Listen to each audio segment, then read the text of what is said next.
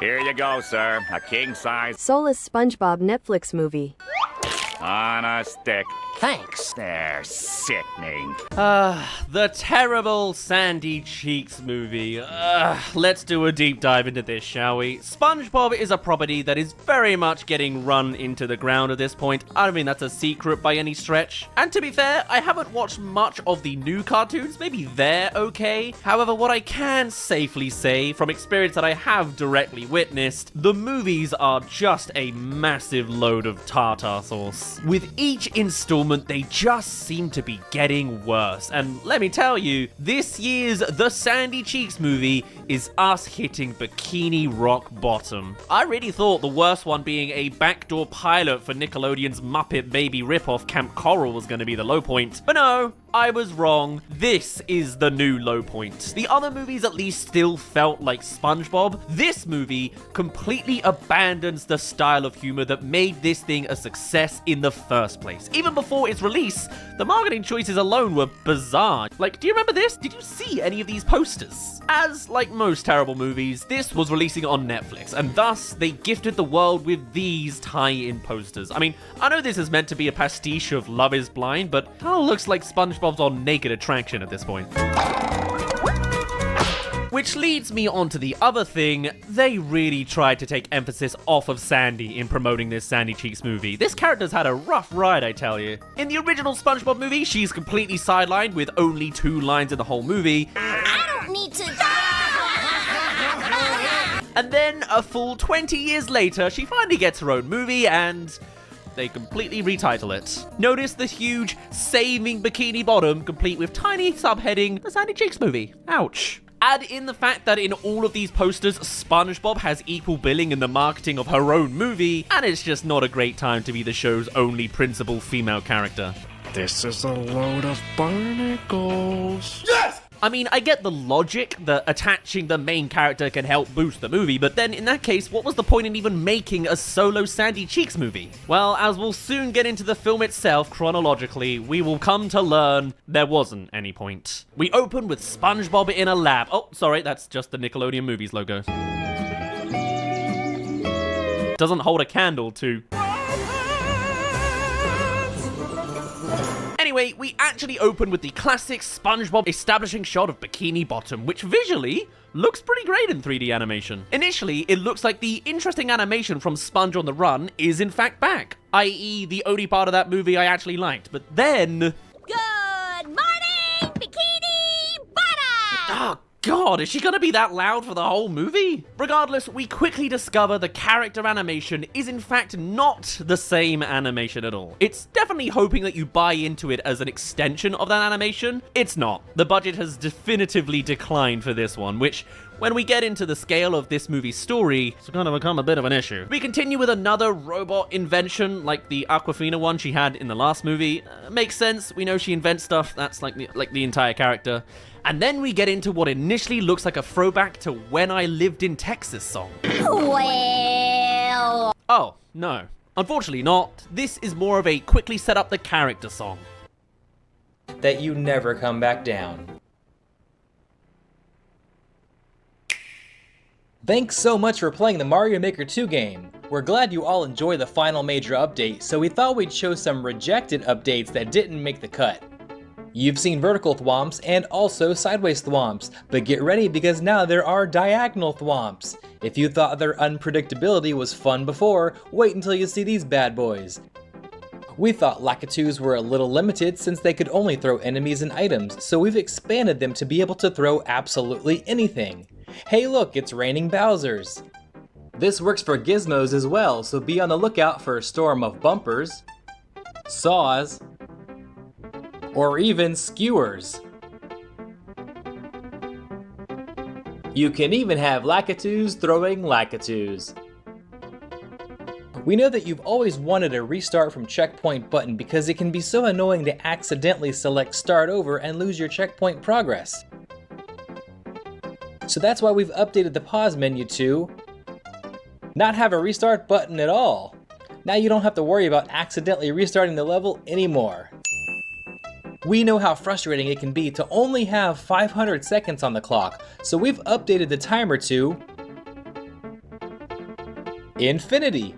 That's right, you don't have to worry about that pesky timer anymore. We've all grown to love Hammer Bros since the original Mario, but you've probably noticed that they've been a little too easy to dodge in Mario Maker 2. So that's why we added Sniper Bros.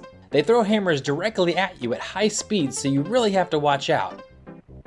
Oh man, just a little too slow. We're sure you'll have lots of fun with these guys. I bet you didn't think you could love Hammer Bros any more than you already do.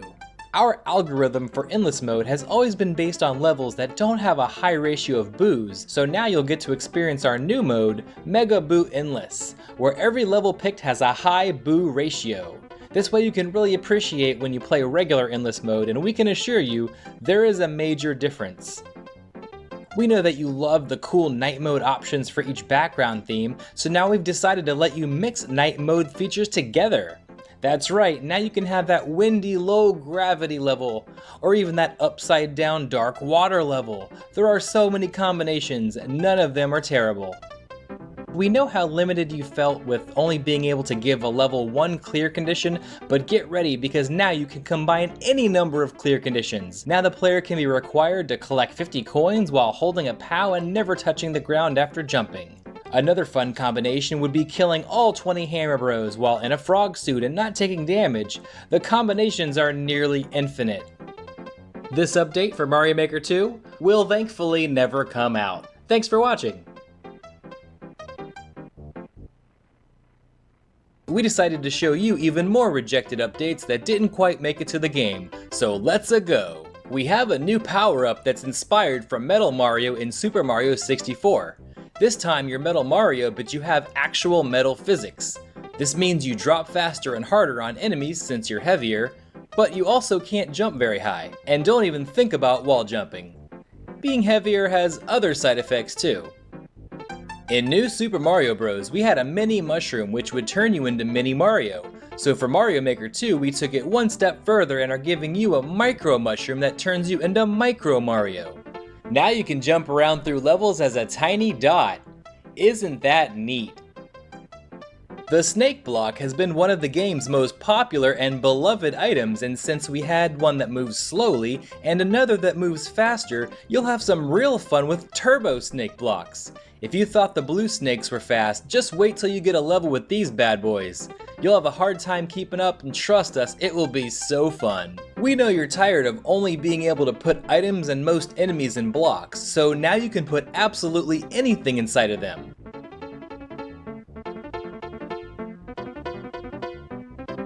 Now you can finally make that hilarious troll level where every block has a big Bowser in it.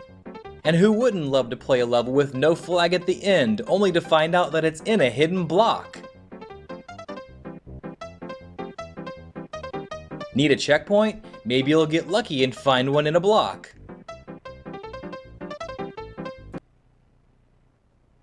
Garage is done, boss. Featuring close access to your pole dancing classes. You're welcome. Finished planting the grass, boss? Well, way to make an NPC lose all sense of direction in life. They take 1 foot on that grass and then suddenly... Help! I'm lost! Building a sidewalk. Hey, it's to the side and you can walk on it. I don't know what else you want from me. This shower handle. Give me a second to hop in the shower, and by hop in, I mean swing around the corner like Spider-Man. Wee! Out, curtain!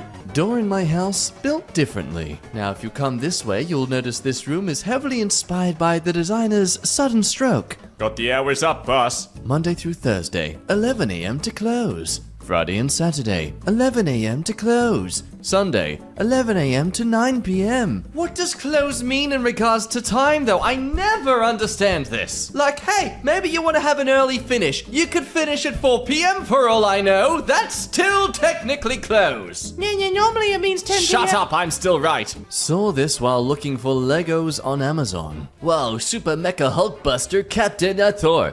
It's Thor, as in that's what you'll be. When you fight him, you'll be Thor. Also, can we just appreciate the tiny little hands poking out of this thing? Well, how else is he supposed to hold his Happy Meal when he goes into the drive-thru? The location of these light switches. And yes, those are stairs on the right. Oh my god. They are stairs! Ah! Is that the response you wanted, OP? Because look, I have a grievance with this. We can argue those lights are in weird spots, but who put the furniture there that made it difficult? Maybe don't throw a stick into your own bike wheel and then complain when you fall over.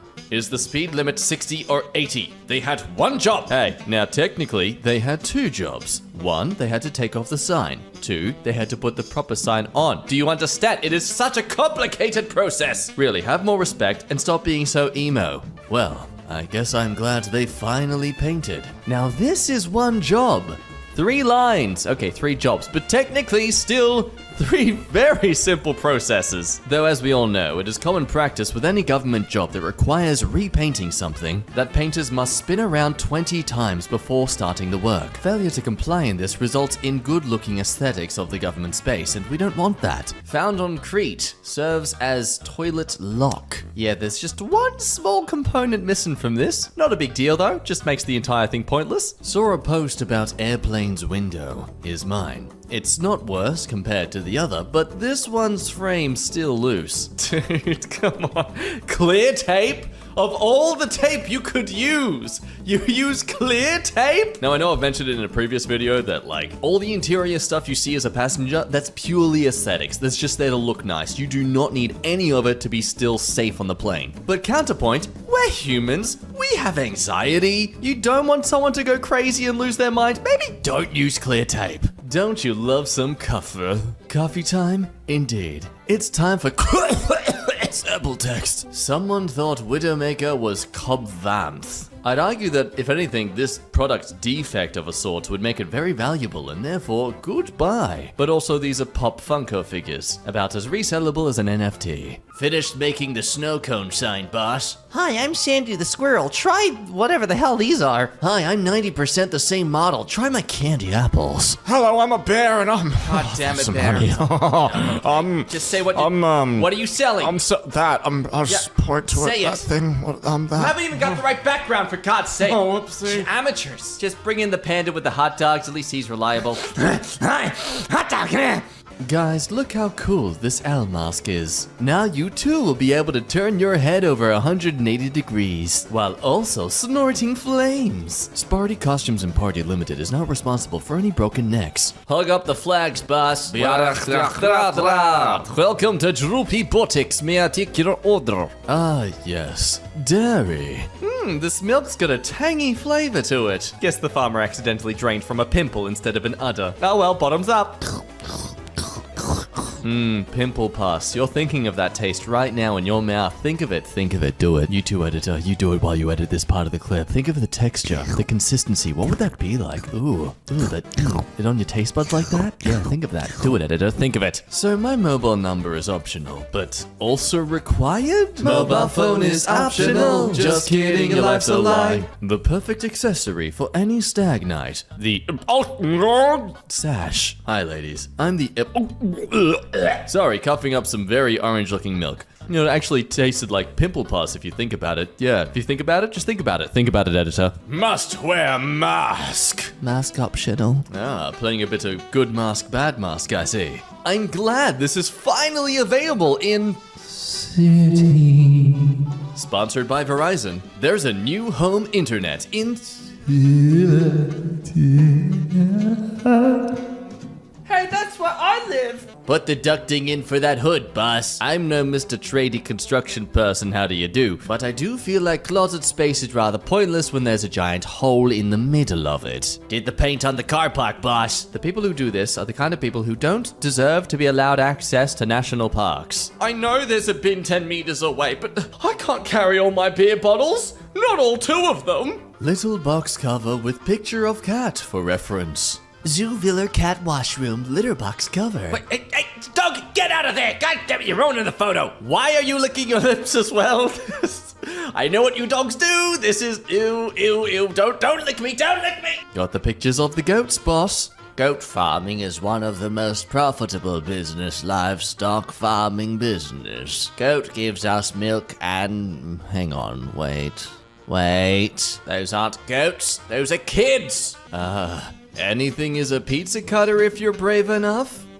Pizza cutter. Peel your slices off. No, honestly, there is no way this can work as a pizza cutter. Guest dogs aren't allowed to defecate upside down here. Please do not train your dog to backflip while it poops in this area. We have kids here. And society. Please don't ruin society. The emergency button next to the pool at my kiddo's swim lesson. Pull emergency button. Pressing button will bring all swim lessons to a stop and cause an immediate student count. No, see, they removed the button because they're just so good at their job they never have emergencies. Yes, that's it.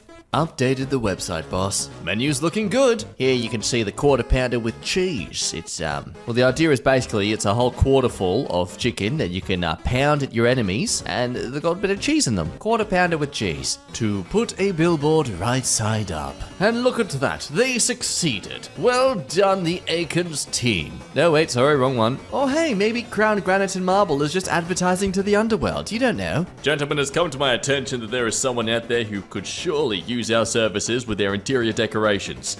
I'd like to promote advertisements to Vecna. This inverted clothes rack in my hotel room.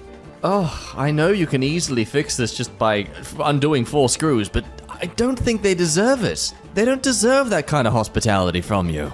Nice job, mate. You totally won't cause any derailments here. Oh, don't worry, we've got a fix for this. See, what's gonna happen is I'm gonna slip you $10,000 and you're just gonna forget it ever happened. Good boy. Get yourself something nice. To read the sign behind you. It is essential you do not back in. Okay, I'll do that. Is it really that hard to line up buttons correctly? You don't understand. These are circles, but those buttons are 2D spheres, completely different. Refilled the hand sanitizer, boss. Well, at least the clear tape here makes more sense than the airline. That said, I don't think they understand how physics work when you push down on this pump.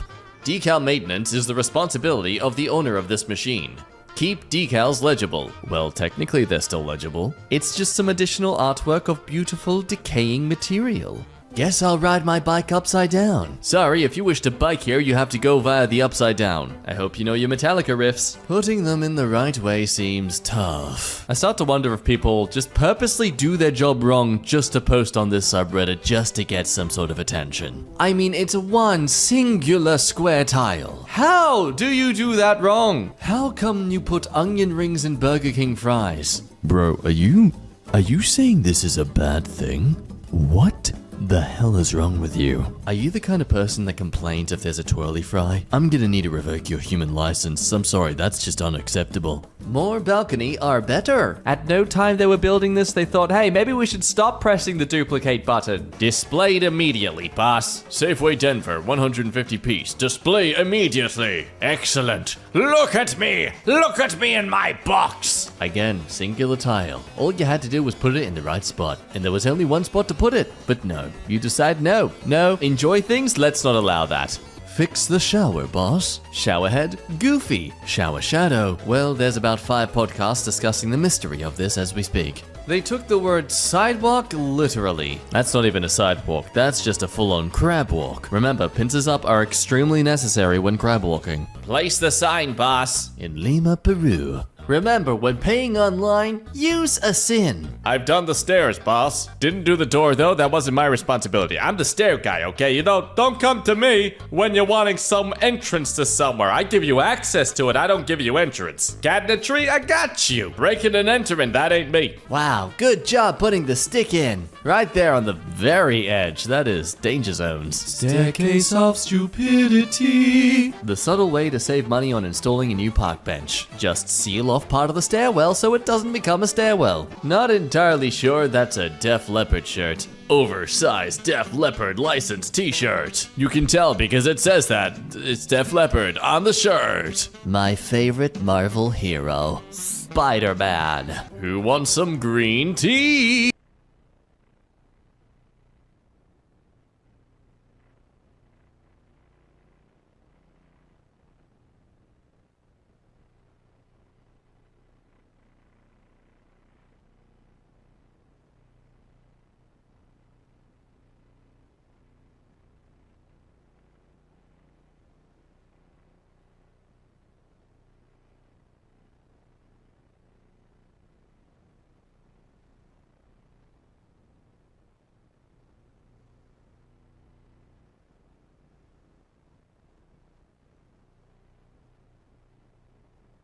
Oh boy, we're falling into this rabbit hole pocket of the animation industry right now. This is a movie that recently dropped by Netflix as their latest animated feature, and we've covered a handful of Netflix movies like that in the past. I kind of see this as the same kind of pocket as Thelma the Unicorn earlier this year, as well as Adam Sandler's Leo from last year. But this weekend, we got another new installment to add to the collection, and it's being handled by an animation studio we have a little bit of history with. But only a little bit, because they've only got a short history themselves. This is Netflix's Spellbound. You may have heard murmurs of news about this thing being in production. I certainly kept a vague eye on it without really a release date. But picture my surprise when I finally sat down to watch it on Netflix, and the big words, Skydance Animation, pops up in front of us. And I didn't know exactly what I was reading. I didn't fully remember directly what the animation studio was.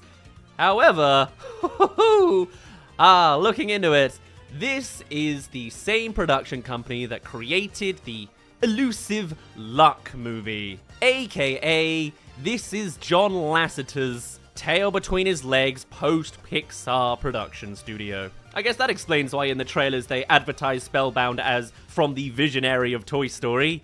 It's a John Lasseter movie. Yay. Now, the last Luck movie wasn't exactly great by my counts, so let's see just how Spellbound is gonna go, and I'll be honest, it's not on the greatest start. Ethically, already, I'm gonna be a little against it. So, the movie tells the story of Princess Elian, a young girl on her 15th birthday who has spent an unknown amount of time covering up the fact that her parents, the king and queen of the kingdom, have been transformed into literal giant monsters. And I'll be honest, I actually think that's a really interesting idea to go on with. This is very clearly, I mean, just look at the visuals. For a start, it looks just exactly like Luck, but now with elven-esque ears and fantasy as a setting. But this is clearly going for that Disney style of musical princess animation. So to hear that the story isn't exactly just princess going out to find her true love, and it's instead about breaking the curse of their parents who have been, what do you know, spellbound, I actually really like conceptually at the core. And even more so than that, I actually am quite a big fan of the actual world building of this movie, weirdly enough. It's in this unfortunate case where CGI animation has gotten so good that everything, even the slightly dodgier stuff, looks pretty damn good. But this, to me, I kind of just like the setting. Sure, it's generic fantasy with some good classic highly saturated color palettes, but I don't know, there's something at least somewhat enthralling that I want to take the backgrounds and use for poster designs or something. I love the great green fields, the bright blue sky, but also the creatures, the fantasy setting, the monsters themselves, like the parents, that's alright, but like flying leopard cat monsters, that's a really nice piece of the monsterology that this world is clearly inventing. It's certainly a lot better than the Luck universe they tried to invent in Luck, which half made sense and half fell apart entirely. Now, as you would probably come to expect, Princess Elian is then going to have to go on a quest to try and find a way to break the curse for fear of the transformation of their parents being permanent and them being ousted from the town. Fair enough, typical, alright, let's see where it goes, right? Now, obviously, of course, I am very much, let's acknowledge, not the target audience for this film. This may be a film that is the offshoot of Pixar, who very much claim that these movies are made for everybody. And this film, yeah, maybe it could be for everybody, but clearly, you know, approaching 30 here. I am a little bit on the back foot here. Although some of the thematics and messagings towards the end of the film maybe will reflect, we'll see once we get to it vaguely as we somewhat go chronologically through this plot a little bit. Although we will quickly come to see there's never really any real stakes in this narrative. It's still very much, the magic of Pixar, but without the magic of Pixar in the center. It's a little bit lukewarm, but we'll get into that. Because you see, in general, for me, I think this movie leaves me a little bit split in a weird few directions of ways. I mean, sitting through the opening, it is very much an elongated, long piece of setup. We spend 30 minutes dealing with the idea of, oh, my parents are monsters, whoa! But it does all of the classic Disney beats correctly, it looks visually nice, and there are some elements I like. I enjoy, oddly enough, the slapstick humor that's attached to only the old lady character. And some of the gags I genuinely find surprisingly enjoyable. Maybe it's because it puts me in a giddy mood to know that I'm covering a terrible, probably John Lasseter movie. I don't know. But at the same time, this is very clearly a by-the-numbers pseudo ripoff. It's safe and simplistic and unchallenging in a lot of ways. Whilst, of course, there's all sorts of star-studded cast involved in the voice talent with Rachel Zegler, John Lith, Javier Bardem, Nicole Kidman, as well as our classic John Ratzenberg. Of course he's involved. He's involved in every John Lasseter production. His name's getting mildly more stained, that becomes the fact, but that is the fact. He gets chewed on by one of the monsters, he's one of the guards. And by all accounts, you know, these people serve their roles well. It's a palatable movie, and is probably quite notable from the fact that this is actually currently number 6 on Netflix at the time of watching and recording this. But the fact still remains this is a John Lasseter movie, so I, at least in my cynical, direct, realist ways, I'm always gonna, you know, not exactly put this as top 5 anytime soon of the year. But eventually, the setup comes to a close. There's some nice artistic choices, especially when it comes to these song numbers, because yes, this is full-on Disney musical territory. I actually really like a lot of the choreography in these music numbers. It genuinely feels like a good showcase of animation, because clearly, there are talented people involved in the animations. One of my personal favorites is there is a part with a ruined room with a leak that's hitting piano strings to create the beginning of the song. That's just like really well done, artsy-fartsy crap that I like. But anyway, let's switch away a bit from the story and go into the animation style in general, because as you can see, it's very much trying to mimic that Disney style. Specifically, maybe Tangled was the vibe that I was getting the most out of this. Maybe it's the forest setting we come to later, but the magical kingdom and the funky animal companions, you know, it just really reminded me of that, as much as a companion is every Disney movie, but Tangled fits the bill the best. Everyone has these big doughy eyes, really smooth textures, and everything's just really clean. I mean, seriously, they make a whole thing of these monsters causing destruction in the palace, but even that looks somehow managed and taken care of. I mean, it's an aesthetic that I personally really like for some reason, but even still, it is a little bit out of place for the theme they're going for. It also kind of reminds me of Disney's Strange World, which again, is a world building that I really like, particularly on the surface. The story for itself is, you know, not that great. Apparently, I like the concepts around movies more than the movies themselves as of late. But yes, and then moving on to the songs, did you guys even see the trailers for this? Did you know this was a musical? I don't think that was involved in these trailers. There seems to be a running theme of marketing teams never wanting to advertise a musical movie as a musical, and I don't know why. I don't think they used even one of the songs in any of the marketing at all. Was it because it shared a release date with another magical witch? I don't know. Something made them scared about this wick-bound weekend. Spell-led? None of those work. I'm just gonna stop the Barbenheimer attempt here. The songs themselves, they're okay. It's very much just hitting the same Disney beats. The first one's weird. It's all about Ellen struggling to cope with having to be the kid who is saving face in front of the whole kingdom, whilst her parents tear up the place behind closed doors, but it's really happy for some reason. I don't know, it was a bit of a tonal clash for me personally. Maybe that was on purpose, but it just seemed like an odd choice to me. That being said, the choreography against most of these songs are brilliant. After dealing with a lot of terrible movies where they just outright delete the background, to see genuine flourishes and choreography incorporated with the environments they're surrounding itself with genuinely impresses me, and it bothers me every time I'm happy about something I see. But anyway, as the plot continues, no surprise to anyone, the secret gets out, and Elian with her parents have to flee for the dark forest of eternal darkness. Yes, that is the real name of where Act 2 of this movie takes place, and this is another thing. This movie at times jumps between parodying these classic fairy tales, trying to imitate them, and then later on, critiquing them a little bit, but it never really picks a lane. It goes back and forth between a few of these a fair few times, to the point I started to struggle to know if I should be laughing at it at all. And I think Luck has this same problem, that it doesn't know if it's a parody or unironic or some mix of the two. It's tonally confused, a lot of these movies, that I think the visuals and ideas of these movies is better than the final product. Somewhere along the line, the decision-making gets a little bit fumbled. You know, the Pixar polish is missing in these movies. But even then, there's a lot of choreography and specific moments that I find absolutely brilliant. Like when they're running away, for a start, they reinvent the phone for some reason, but it's a phone that can grant wishes, I guess. They end up animating some cages and recreate a classic Disney carriage with a flying carpet. But I also really like one of the wishes is for a bunch of flags to become acrobats to capture the guards to disrupt their chase, which is really fantastic flourishes and ideas that I'm I adore the magical choreography decisions more so than the bigger picture. It's really fascinating. I'm not sure if that's a joke or just a good flourish, but my god, when it comes to the actual jokes, they are terrible for the most part. I think I sniggered a couple of times at the violence, or like a dramatic pause, but there were so many moments where the film paused for a laugh, and I just stared back at the screen. I'm fairly emotive when I watch these things, especially for the first time. Take, for example, the guards. Sometimes they're a winner when they are in fully padded armor, so you can't see their face, and then there's party blowers popping out between the heavily armored visor. You know, that's kind of amusing. Other times, they're being chewed on by a monster, and then John Ratzenberg's voice comes out saying, "Chew away, sire." And it's like, oh, okay, well, I guess he just wanted to get his cameo in there. But anyway, as the story goes on, they go on to get a little bit more inventive. There's this tunnel where if you say angry things, they turn into projectiles that bounce off of the walls, whereas if you tell delicate, nice things, you can practically float on the sound waves.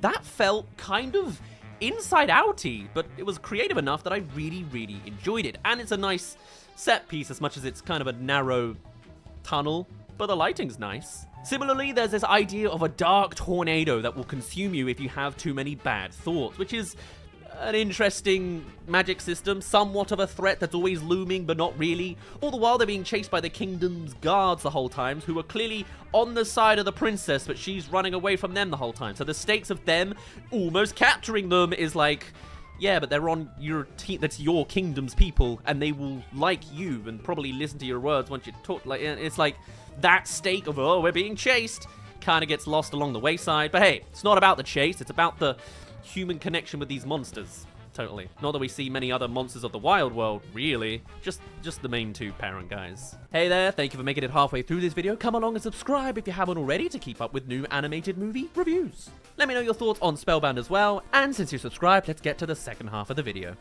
They also add another thing of John Lithgow being body swapped from a human to a hamster, like, again, going for that buddy Disney princess companion, but making him have a voice now instead of being the silent, stupid type. But still, this movie, especially in its early points, you know, never really got me, you know? It's kind of flat and bland and standard. Princess has a problem with her parents, they go to the magical world, they speak to a couple of guys, and they go into a log. The parents part is the first 30 minutes, the log is the middle 30 minutes. There's also a sequence with quicksand, which is really interesting. Again, I like the set more than the story. There's a moment where they have to get across a little sand dune, and every time it's in the shade, it becomes liquidy quicksand. That's really fascinating, and it goes into this idea that the parents are arguing on whose is better. Oh, also, by the way, at this point after the log, the parents start being able to talk. They become slowly more human over the journey. For some reason, being exposed to magic, that's not really explained. Some of these ideas are really interesting, other times not. There's a little extract about wild animals and looking after the parenting on that front, and that reflecting something or other. Eventually, as we come to see more of the leopard-winged cat family, the one of two other wild creatures we really see other than more of the hamster guy, who has his own hamster song in the underground but doesn't really contribute to the story. It's just plugged in there as a, where did they go? Brief moment. Eventually, the monsters come to learn who they fully are. They learn to speak, they understand their words, and then they realize they are the king and queen of their past kingdom. It's almost slightly emotive that they're like, you are my daughter, whoa. If it wasn't that they'd specifically already covered that beat, but saying, you are my dogger. What is a dogger? But anyway, it's the final 30 minutes where this movie really has something to say, probably justifies the whole thing being made, and maybe pulls it off. Let's go into the territory of spoilers as we get to the final moments, right? So, once they reach the magical source that can fix their parents, the Lake of Light, the parents, who can now speak, hesitate before going into the light. Or more, the light hesitates from them because it won't let them in to be transformed, because they remember fighting so much in the past, and that's actually what caused them to transform into this beast form in the first place. The darkness of the forest latches onto negative emotions, and if the person becomes consumed, they are transformed. So whilst this whole time we've been trying to bring the parents back to the way they were before, the whole thing is a metaphor for divorced parents.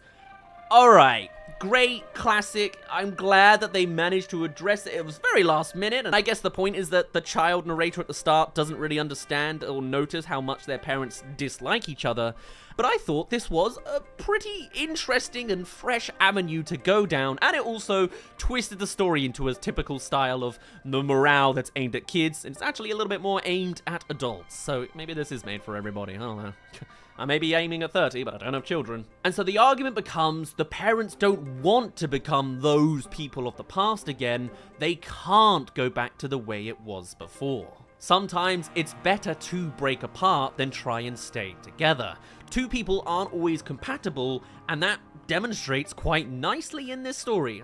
A little bit last minute and kind of shallowly presented, but I like the idea, the concept. And so on that revelation becomes the final climax of the movie, where the big dark thoughts tornado finally consumes the daughter, who breaks down over the idea of her parents not being able to go back to the way they were and always leaving her out in their decisions. As if going under the assumption that they don't love her, and asking what about her the entire time after she's given so much of the last year trying to get them back together, or at least back to their human forms. This, I think, is a really nice, mature beat to go down.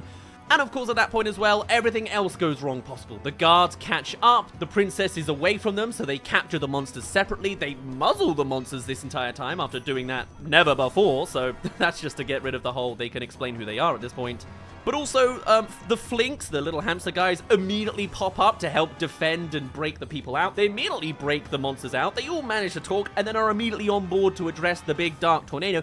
It all happens very quickly and very much feels a little bit too rushed for my liking. But also, the solution to this story, right?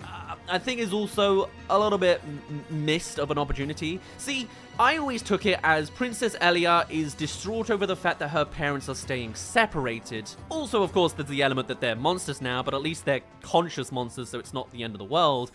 But the solution they come up with this story, whilst nice visually, is that they pour the lake of light into the dark tornado to make her feel better.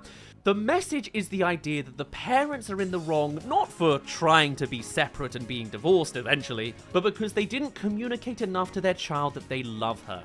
The idea is that Elia is distraught because she believes her parents don't love her anymore, and that's why they're arguing and splitting. So the answer is, tell your child you love her, which I don't think really addresses the real problem, that is, the parents are divorced and can't go back to the way they were. Even still, visually, it's nice pouring literal manifestation of light into the darkness, but it also very much feels like, you know, she's in there slashing away at her happy memories when they're all a happy family, and then light sparkles around her, and she's like, oh, okay, well, that's nice. Now I like these memories. There's, again, really nice highlights in the musical elements, like the choreography of talking to her miraging younger self, saying that things are going to be okay. That's brilliant. It's all the context around it, the actual story narrative that I think could be deeper, because this looks like a genuine conceptual great movie. But somewhere along the way, it's gotten muddled as it became a final product. This was the exact same scenario with the Luck movie. The concept of playing around with luck is great. The world building didn't make a lot of sense. And the world building here is nice with some of the creatures, but there's two of them. There's flying leopard cats but they're white, and then the hamsters. There is no real characters. I think there's 3 in the castle. The old man who gets swapped with a hamster, the secondary advisor who's there to be there, and then the head of the guards. And I guess then slapstick old lady at the start who's a bit of a punchline. There's just not enough, I want to say ensemble work, but ensemble work clearly makes movies terrible. But this film feels too shallow in all of the ideas it could go on to present. At the very start of the movie, we see that Elian has a whole bunch of friends who each ride their own cat dragon. That, I think, is fascinating, and I'd love to see the cat dragons used more. They're used by the guards. It's not really a flourish of, wow, isn't this magical? I think something's lost there. Maybe if the friends were the one chasing after her and getting involved with the story, that could have been better, because it feels like small party goes on the run, the rest of that small party come to join, they reach at the mountain, and then they all are there at the same time to do a very shallow solution to what could be a bigger, more dynamic, emotional story. There's a little bit of that emotionally smart bit of storytelling that definitely sets it apart from just being another Disney imitation. I mean, there's no love interest, so that's nice. And it is one that I honestly wasn't fully expecting because, you know, seeing Elian reacting to her mother and father beginning to fight again, they were arguing and fighting in their monstrous forms all the way through this journey. The signs were still there. And having the parents realizing that they had forced their child into this horrible midpoint between the two of them was a surprisingly smart and refreshing moral for this kind of story, but I think it just could have been executed better in a lot of ways. I wish that this emotional maturity could have been better executed at the end and felt more deliberately throughout the rest of the film. But hey, bonus points for infusing modern family dynamics into the fairy tale structure, but for me, it was just a little bit too late of a kind of scenario. In the epilogue 1 year later, the monsters have turned back into humans, and they do actually come to the more correct choice of don't just tell your child you love them, they actually do live in separated houses. That is nice. They have a big audience for a birthday party for her 16th. They don't address the fact that she was going to become queen, so that doesn't become the real ending. Everyone and their mother comes in very, very quickly, every character we've practically seen. There's a finale song, and then we cut very soon afterwards. It's very, not necessarily by the numbers, but it's get in and get out, absolutely. Or the best way to put it, Spellbound has all the same John Lasseter problems as Luck, minus the more notable John Lasseter problems that are there.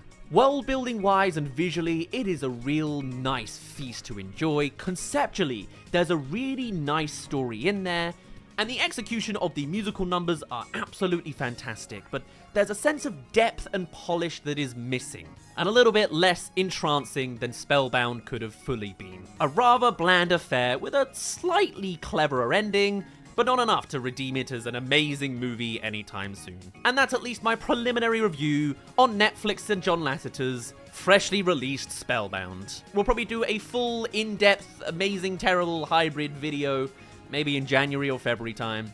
But for now, my name's been Daz. Thank you very much for reaching the end of this video. Do tell me your thoughts on Spellbound. Did you see it? Have you seen the trailers? What do you think? I'd love to hear your thoughts down below, and I shall see you in a little bit.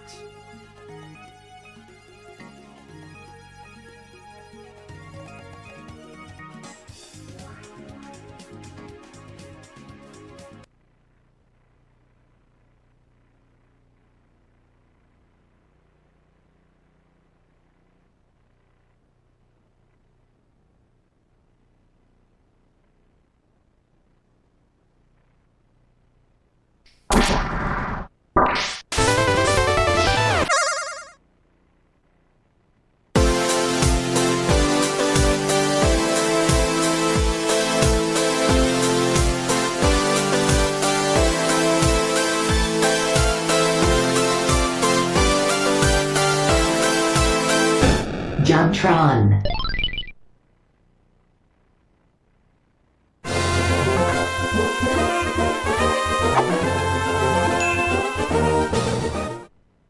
Pokemon, a series dearly beloved by many. Few games can claim to harness its gravitational pull. This golden goose has sold millions upon millions of copies, spawned countless varieties of merchandise, and touched multiple generations of kids and adults alike. How many franchises do you know that bridge the generational gap? Now I know what you're probably thinking to yourself. Why are you telling me this? I've played them all. I've been to them all. I've been to Kanto, Johto, Ancho, Habanero, Poblano, Antonio Banderas. I swung them all, sister. Swung with the best. But you ain't never seen the likes of this. That's right. With every big fish, there's a leech on the belly. Today we're gonna have a look at the fascinating world of bootlegged Pokemon games. Now these aren't games you can find in stores. They're games that made their way into circulation one way or another. None of them are licensed or acknowledged by Nintendo, and they're pretty damn hard to find. First off, let's look at what's known as Pocket Monster. It's inferred that it was released in the year 2000 by DVS Electronics, because on the box art there are two small icons reading New Game and 2000. Hey, it's not empirical science, but what can I tell you? I'm a simple man. It's strange. The label on my game says Pokemon Pikachu Edition, which first off isn't even the name of the game at hand, but if you peel back the label, there's another label that says Pikachu and it's spelled wrong? What is this game? Who made it and why? Look at this Pikachu. Seriously, is it any wonder why he's so popular? Even when he's half-assed and bootlegged, he still melts my heart. I can feel the money loosening from my wallet already. He's all like, fuck you.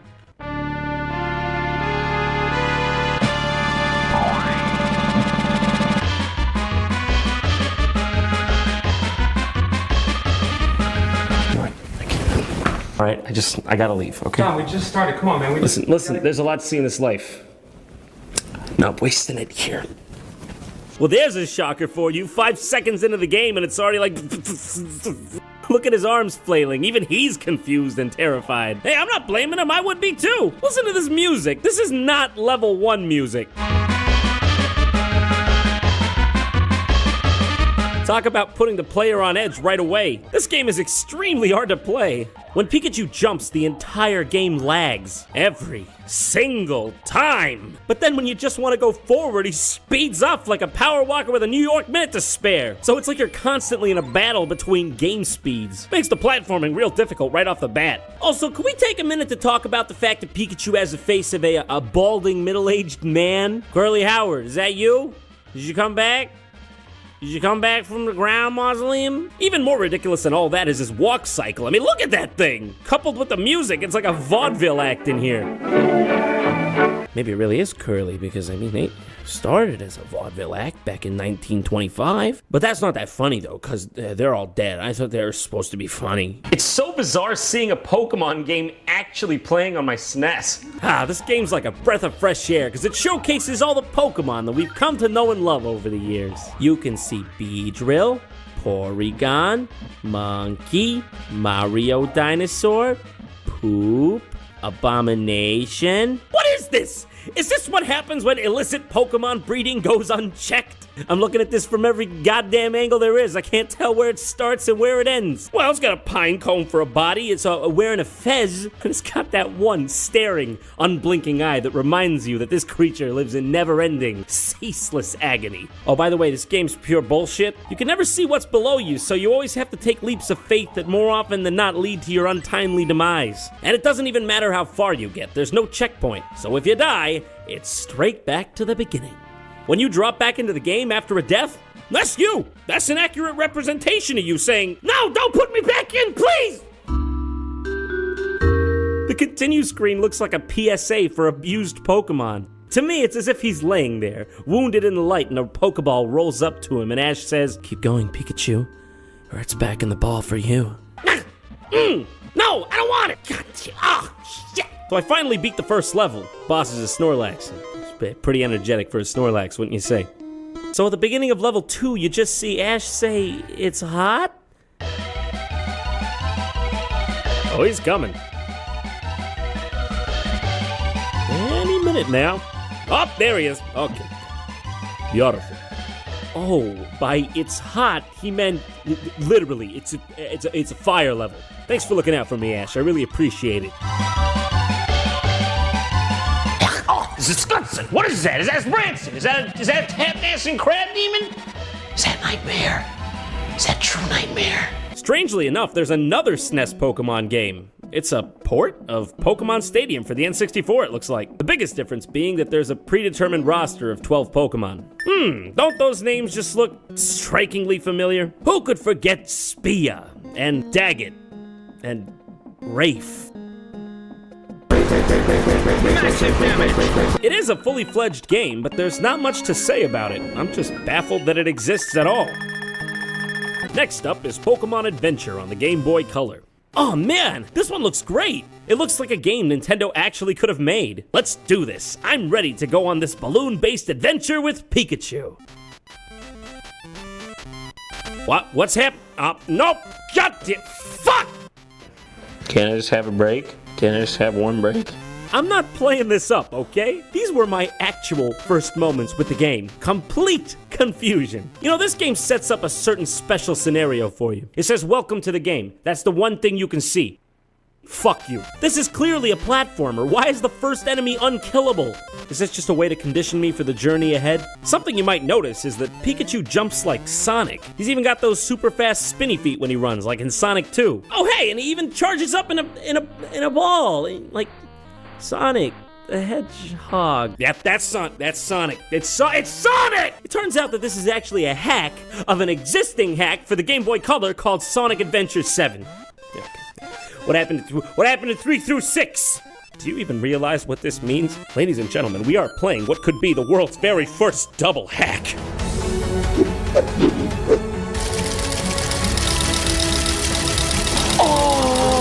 Warning, John, you are in danger of reaching head capacity. Next one up's a bit weird. It's called Moemon. This one's weird. I don't know what to say about it. It's Pokemon with little girls.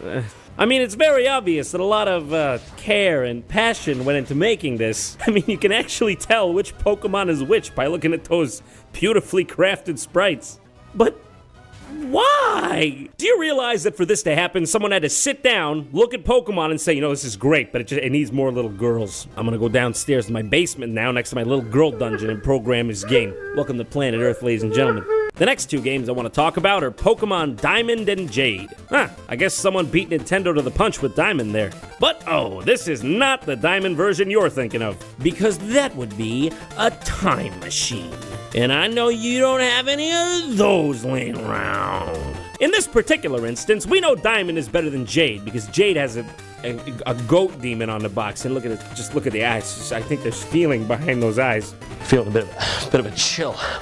So I think I'm starting to maybe feel ghosts or something. I just want to point out that at the beginning of this Pokemon game, there's an armadillo on a cell phone. I mean, presumably just trying to get reception in this forest, because let's face it, there's not much reception out there. Hold on a second. Talk about rocking out with your cock out. I bet you $50 that's the guy who made Moemon back there. That's Mr. Moemon.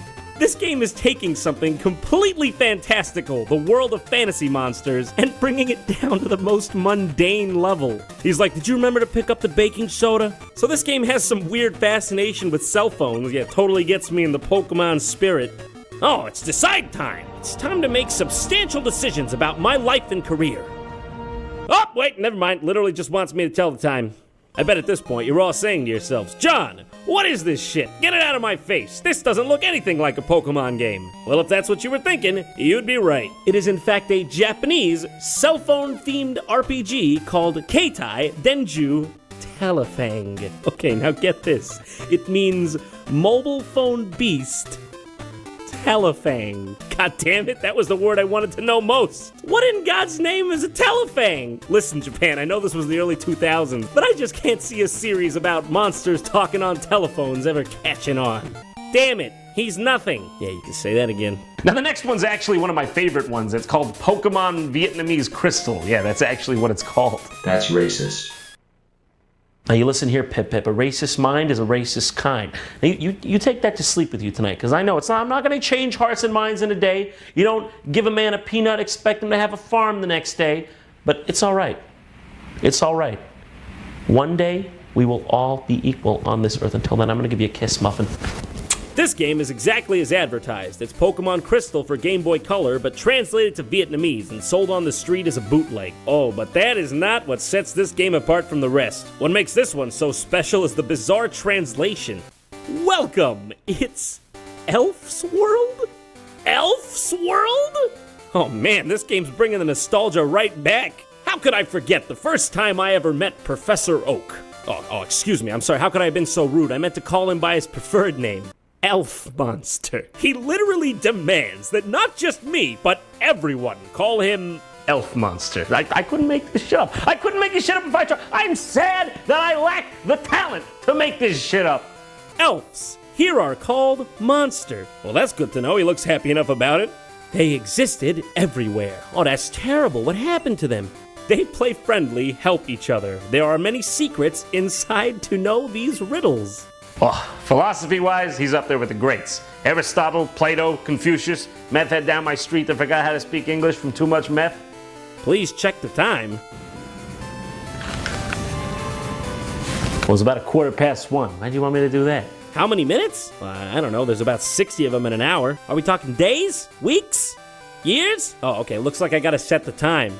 What af 3 hin time? Well, that's a fantastic question. I don't know myself. Oh, I'm sorry. I mean, you don't gotta yell. I didn't know it meant so much to you. af 3h17 bad. Sleep too late. Yeah, I think I'm gonna quit here. This game's starting to judge my lifestyle. I don't need that. I made it past age 18. I pay my bills. I pay my taxes. I'm gonna sleep late if I fucking want to. Fuck you. Let's get back to the real games here. Pokemon 4-in-1 on the NES. That's just so weird to me. A Pokemon game on a console 10 years older than the original game. Who thought this was a good idea? Essentially what we've got here is just a collection of minigames based around Pokemon, 3 of which apparently revolve around Pika, the eating disorder which causes people to ingest inedible objects. And speaking of food, Pikachu himself looks like a fucking potato. Pika Click, Pika Slot, Pika Dance, and Pac-Man? That one is just called fucking Pac-Man. Okay, hold on. No, that is the only game that had a P in it to begin with. They could have just as easily called it Pika Man, as all the others are themed with Pika, but no, they just left it Pac-Man. Alright, I'll give them the benefit of the doubt. Maybe they didn't want the subtlety of their blatant theft to be lost on the masses. Pika Click is just a game where you match blocks. I don't know what's going on with this one. I don't even know if you can lose. Click, click, click, fuck it, I don't give a shit. Pika Slot is stupid too. It's just a slot machine. Literally.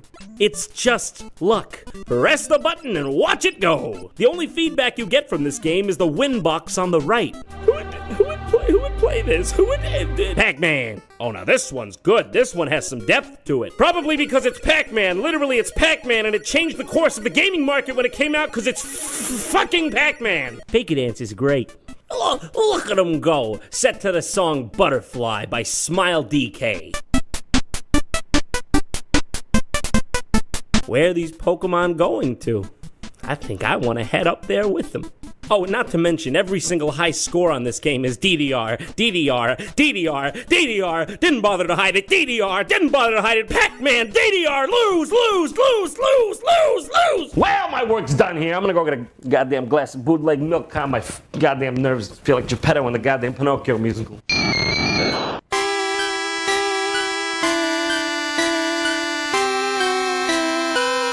Wait a second, isn't this that version of Pokemon where the Pokemon actually die instead of faint? And it had that version of Lavender Town that caused all those Japanese kids to get mysteriously ill. Oh, I should get rid of this. Well, maybe I'll just have one play.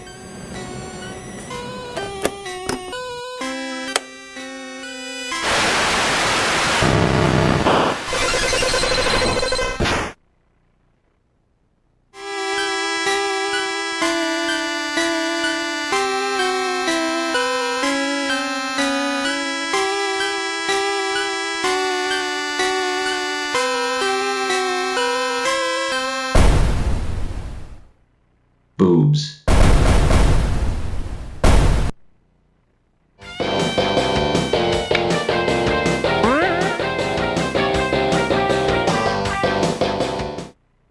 Black Friday approaches, and that means one thing. Grandma's out getting trampled just to get you the same old gift. Crappy video games. Oh, you got me Monopoly this year for the Nintendo 64? Well, this would have been great back in 1864. You know, when it was impressive just to not die from being 35. We all got games like this, you know the ones, bottom of the bin, literally bottom of the bin at the grocery store. But in this category, one genre reigns supreme, the plug-and-play games. You know, one of these. Why buy your loved ones a $50 SpongeBob game for their Wii in which you have to, put the disc in, then figure out which cords plug in from the box machine into the TV, and then you gotta maybe switch it on, and who knows what else from there. When for $20, you can get them the magical device that plugs right into their TV, already has the game inside of it, and is also a toy of SpongeBob's face. That's it's 18 toys in one. Now, plug-and-play games have been around for decades, but their true rise to popularity began in the early 2000s, led by a company called Jax Pacific. Remember, this was before downloadable content and virtual console re-releases were widespread. The most you'd see were those GBA ports of NES games, so at the time it made sense. Of course people were gonna be like, you're telling me there were 10 classic Namco video games in this one small box that looks like a tiny version of the bigger box it used to be in? Well, sign me and the rest of America up! We got a couple of years for the housing crisis, let's have some fun! So basically, what started as an innocent way to port some classic video games in a novel way spiraled into a massive business. I mean, these things were everywhere. Look at the ones I have. These two are both classic Namco games. Pretty cool, standard stuff. There's a lot of these in the Marvel Superheroes series. This one's on Spider-Man, I guess. Hey, Spidey, you think you could, back off a bit? You know the saying, a watched man never plays. A lot of these are just a penis. This one is Spider-Man's penis. Bombs away. This one is Fantastic Four's creepy golem penis. Okay. Is this good? Is this bad? I'm sorry, man. I kind of have to do this. Oh my goodness, that's a bit barbaric, isn't it? Poor bastard. Weird, gross, ew. That's the Shrek one. This one is my personal favorite. Spider-Man points at your dick while you play. You can't make that up. That's really how they designed this. What the hell were they thinking? Deal or no deal? No deal. Scooby's really going to town on the back of the Mystery Machine here, and Fred's like, Scoob, no, it's a kid's show, don't. I mean, to be honest, most of the games aren't horrible. The Scooby-Doo one's pretty appealing, the graphics are nice. Even the Marvel ones aren't bad. They're basically side-scrolling beat-em-ups, although I assume anyone would get tired of these before long. But don't get me wrong, there are the bad ones. Like the one where you plunder a sewer for the lizard. Forever and ever. Oh, there he is, wonderful. Shrek Golf. I asked for this? But of course, as to be expected, any good fad comes with its fair share of bootlegs. I mean, why don't you just go ask our good friend Robert Kopp over here? Oh, and of course, don't forget everyone's favorite crime-fighting alliance, Sense of Right. Everyone's here. Batman, Superman, Shrek, a car. Oh, no. What I'm saying is, it didn't take long for counterfeiters to hop on the plug-and-play gravy train. Ladies and gentlemen, I present to you, are you sitting? Game Philip. Perfect for children with no necks. Finally, a game system for me! Digital stereo sound, high-tech controller, dazzling 3D graphics, and spectacular color. And to top it off, 88 games in one. What can I say? I'm sold. Wait, hold on. 8-bit game? I thought you said it was dazzling 3D graphics. Philip, make up your goddamn mind. This thing has the audacity to promote as a selling point that it comes with AV cables. Yeah, don't even get me started on the previous version.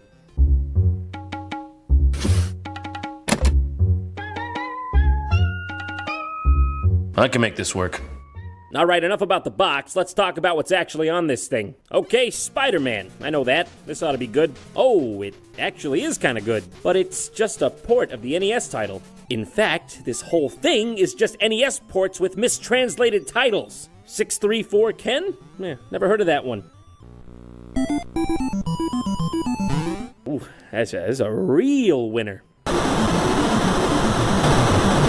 Small Mario? Hey, they were right. That's the smallest Mario I've ever seen. He's so small you can't fucking see him. Yeah, but these are just ports. I'm looking for something I've never seen before. When am I gonna get to the good stuff? Maybe I'll find something in the, Power Cracker, which according to the game box is the greatest game machine in the planet. Well, what are we waiting for? Get it out of there. Start digging. This one claims to have 76,000 games on it. Damn, if that's true, I'll be playing this for my entire life. Oh my god. There really are 76,000. I guess I'll order some takeout. Toy Story? Wonder what this one's like. Circus Charlie, huh? Yeah, I don't remember that from the movie. Again, this is just a bunch of mislabeled titles from the NES. I mean, there's not a single original game in here. What kind of human being does this? I mean, why'd they stop at 76,000? Why didn't they just say 1,000,000 games, 1,000,000,000, infinity, sky's the limit when you don't give a shit? Well, I mean, why don't we just try Super Mario? I mean, at least I know what I'm getting into. I have several questions. Mad? Who, me?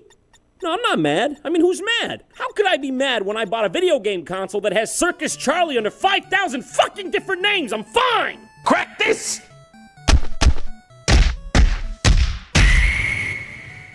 Okay, this is it. I think this may be my final chance to find a game machine that no one has ever seen before. Luckily for us, I think I saved the best for last. The Pro Games Player. You a games player? You want to be a pro? Then you're gonna need this, sucker. It's got 51 games in one, and they all look original, so I'm pretty excited to see what this has got to offer. Let's load it up and see something life-changing. What? No. It can't just be NES games again. The back of the box said it had original games. God damn it! What? Well, there they are. Why? Wait. You're telling me I have to take out the cartridge, to play the games? I think I'm supposed to be upset right now, but more or less I think I've just gone fully numb. Well, we gotta start this off the right way, so of course I'm gonna pick hitting mices. You know, this one really stood out to me, and I think they wanted it to, mainly because they printed it twice on the back of the box.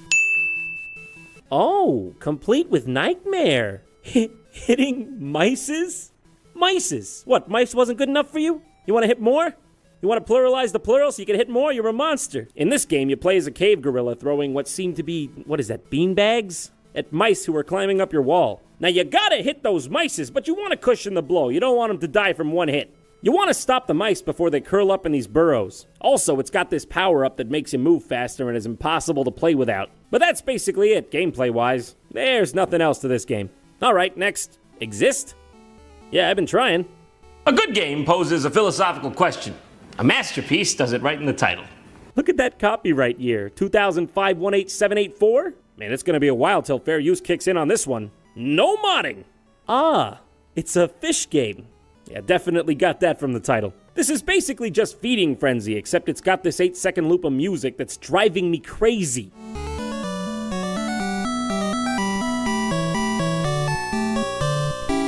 Now, I'm not exaggerating here. I timed it. It's 8 seconds long. Come to think of it, this music's probably enjoyable for one kind of guy. A fish with a 6-second memory span. You know, I got a philosophical question myself. Why am I still playing this? All right, what's next? Let's boot up Cute Fish. Oh, God! Cute Fish? Where is he? You mean this guy? I don't think you mean this guy. All right, well, at least we're past that horrible title screen. I see. Yes, I certainly do understand what is happening here. Okay, yeah. Cute fish. I get it. I don't get it.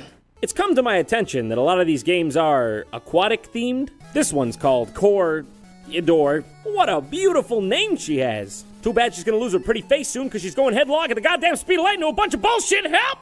And she's off. And by that I mean she disintegrated. She's dead. And this is M Day with an underscore in the title because that makes sense. Also, we have Danger Zone. Oh, let me tell you about it. What was so appealing about the underwater genre that they had to make this many of them? Is it because it was easier to program, or was it just because 90% of the backgrounds was just blue? Next game, Waterfire. Okay, yeah, seen a lot of the water. Not so sure about the fire. I've been sitting here for like 10 minutes and I genuinely can't figure out how this one works. I think you're supposed to shoot only one certain color of barrel, green or red, but it doesn't matter which one you shoot. The guy on the right always wins. Why? For what reason? We cannot live in a world of chaos! Also, in regular fashion, the sound will cut out at will. And then come back. And then cut back out. And just like that, it's gone like an angel's kiss. Next up, Xmas Gift. Oh, I just know it's gonna feel like Christmas in here in a minute. Bootleg Santa's on a watch. Looks like he's got a couple of them bootleg eyes up there. I wonder what he's seeing. I wonder if he can see. Now hang on a sec, is this game called Xmas Gift or Gift Xmas? Or maybe the title is an equation. Gift times mass equals... The theory of happiness? Nah, scratch that. Some dumb idiot probably just don't get English. One Christmas night, evil Cloud Santa had a plight. His temper was not mild. He threw gifts at every man, woman, and child. Hold on, actually, at just one child. Yeah, I'm talking shit like hamsters, bananas, leaded screws that cause brain damage, apparently. I'm not sure what's happening here, but it can't be good. Oh my God! Merry Christmas! You know, at first I was being harsh, but I've come to realize this game is actually very well researched. It recreates the ancient German Christmas time tradition. We go out in the snow with the frying pan and try to catch Santa Claus's evil gifts from the sky. It is a great time for Urkinder in Deutschland. Okay, let's get out of here before Santa notices. I don't want to get on this guy's bad list. Okay, moving on. Audacity snakes? You talking about Audacity or this city? That's just a snake from the Jungle Book. That's Ka. They used the same exact snake, except this time it looks like he peed on the rug and got in trouble for it. Bad snake. Bad. You're copyrighted. I really need to know what's in this game.